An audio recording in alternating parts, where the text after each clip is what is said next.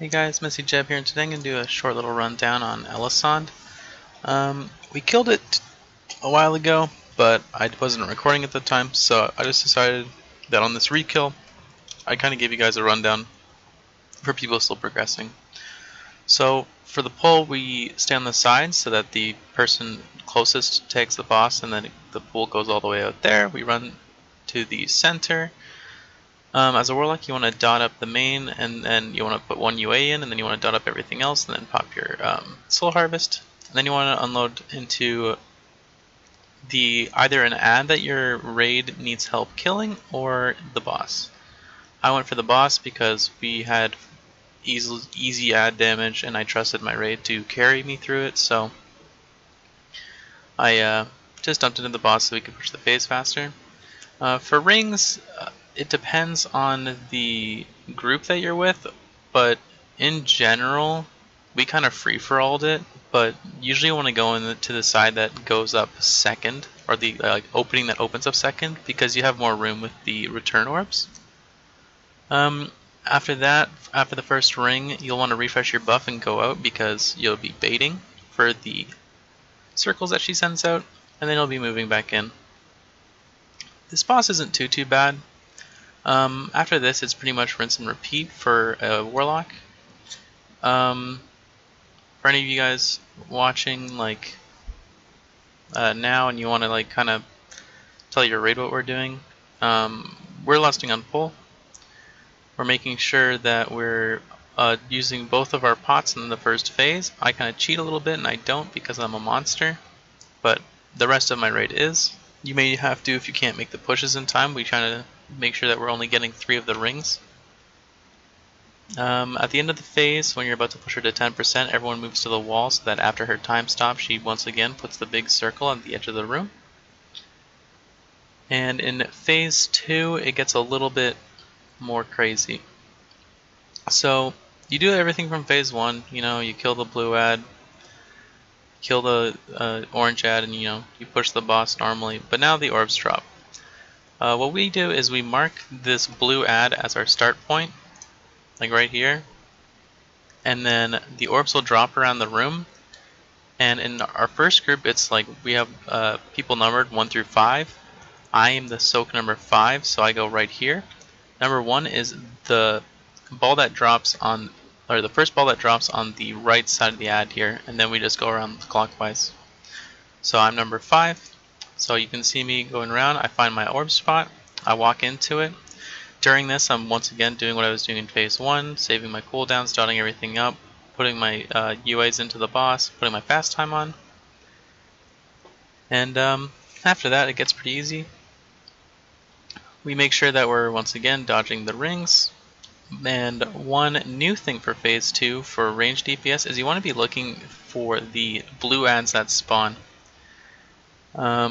We kind of try to kill them as fast as we can so there's not too much raid damage. You see me here, I'm supposed to be baiting, so I'm running out and I'm running towards the ad because we're going to be unloading into it and killing it. Generally, it can be, if you have all your range immediately switched, if you have a heavy range comp, usually this blue ad can be down in about 8 seconds.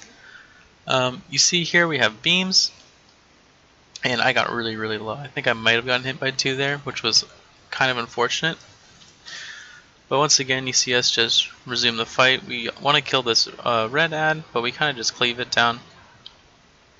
It doesn't really make a difference, but generally you want to kind of kill it when it's behind this, and you want to kind of kill it after a set of rings comes out so they don't get surprised by these rings just firing through you guys. You see here we actually end up like all kind of breaking apart and shuffling because we're all scared of the orbs coming through. And you'll see me running out. We have a second orb group, same system. Just there's 2 more, so once again clockwise, first one to the right is 1, and then it goes all the way around to 7. So nothing too crazy. So you'll see here I just skipped ahead because it was for some reason not loading, and then phase 3 comes out. We move to the wall again, we come in. And you'll see, once again, it's the same thing, except now you have both phases, and you have a new mechanic called the Conflexive Burst. Now what this does is it puts a little debuff on one of the people in your raid, and you kind of want to break them one at a time, and you kind of want them to break further away from the raid if you can afford it. Sometimes rogues, you'll like get them to pop it in melee so they don't lose damage, but in general, if you're going to let one go and you don't want to wipe your raid, running out as far as possible is kind of what you want to do. So you see here we're just doing everything just like we would have before. Going around, soaking orbs. The big difference on this phase is honestly just the fact that these complexive bursts are out. It's pretty free. It's the same as phase 1. Unfortunately, and I think it's right here, I actually get double beamed right away and I don't get healed up, and I just get immediately killed. So unfortunately, this is the only boss that I actually have a very, very bad parse on. So that's my sad moment. That's my pity party. My team ends up finishing it once again, just playing out the phase. Complexive pulse. They'll go in and out depending on what their debuff is. You can slow it down and speed it up with the bubbles. Your raid lead will generally look into that, what he wants, what your healing rotations are, and blah blah blah blah. You know, everything that you'll need to succeed. And then once that's all run through, then you'll generally be okay. Thanks guys for watching. At this point, it's just an easy kill. We're just doing one of those bursts at a time. They run out, you know, whatever. Yeah, that's about it.